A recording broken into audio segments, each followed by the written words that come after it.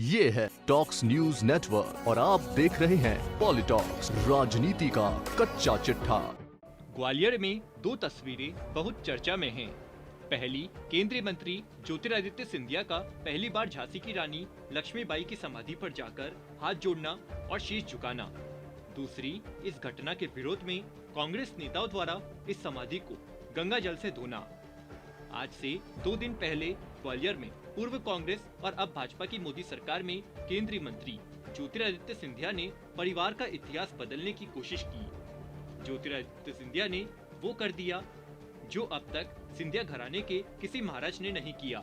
सिंधिया रविवार को अचानक झांसी की रानी लक्ष्मीबाई की समाधि पर पहुंच गए। समाधि के सामने हाथ जोड़े और शीश झुकाकर लक्ष्मीबाई को नमन किया। अब सिंधिया के लक्ष्मीबाई की समाधि स्थल पर नमन करने से कांग्रेस भड़क गई। कांग्रेस ने मंगलवार को रानी लक्ष्मीबाई के समाधि स्थल को गंगा जल से धोया। कांग्रेस प्रदेश प्रवक्ता सिद्धार्थ सिंह राजवत ने पुलिस का घेरा तोड़कर रानी लक्ष्मीबाई की समाधि पर पुष्पांजलि की। आपको बता दें, सियासी गलियारों में चर्चा है कि ज्योतिरादित्य सिंधिया ने 160 साल पुराने सिंधिया परिवार के इतिहास को बदलने की कोशिश की है, क्योंकि भाजपा में उनको कई बार ये सुनने को मिल रहा था कि सिंधिया घराने ने झांसी की रानी का उस समय साथ नहीं दिया था। अब ज्योतिरादित्य सिंधिया ने इस बैरियर को तोड़ने की कोशिश की है। बताया जा रहा है कि मंगलवार को कांग्रेस के कई नेता रानी लक्ष्मीबाई समाधि स्थल पर दोपहर 2 बजे पहुंचे। जिला अध्यक्ष रुचि गुप्ता की अगुवाई में महिला कांग्रेस समाधि स्थल का गंगा जल से शुद्धिकरण करना चाहती थी। वहां पहले से मौजूद पुलिस और प्रशासन ने महिला कांग्रेस की टीम को समाधि स्थल के मुख्य द्वार पर ही रोक दिया। अधिकारियों से बात करने के बाद प्रशासन ने कांग्रेस जिला अध्यक्ष रुचि गुप्ता को समाधि पर पुष्पांजलि की अनुमति दी। रुचि ने रानी लक्ष्मीबाई समाधि पर पुष्पांजलि देकर नारेबाजी की। इसके बाद पुलिस ने महिला कांग्रेस कार्यकर्ताओं को समाधि से बाहर किया। जिला अध्यक्ष रुचि गुप्ता ने समाधि के मुख्य द्वार को गंगा जल से धोया और इसके बाद बाकी गंगा जल रानी लक्ष्मीबाई समाधि की ओर उछाल दिया। इस दौरान रुचि ने कहा कि प्रशासन ने सरकार के दबाव में उनको रोक दिया।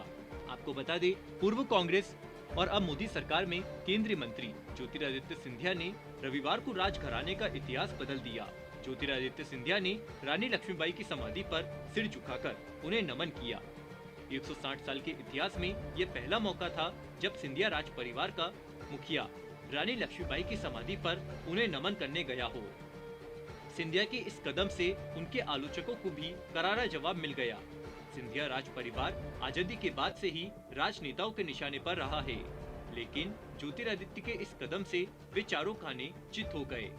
यह किसी से छिपा नहीं है कि जब भी सन 1957 की क्रांति और झांसी की रानी लक्ष्मीबाई की बात होती है तो सिंधिया परिवार की भूमिका उनके विरोधी के रूप में याद की जाती है। हिंदुत्ववादी संगठन चुनावों में भी इसका जिक्र करते हैं।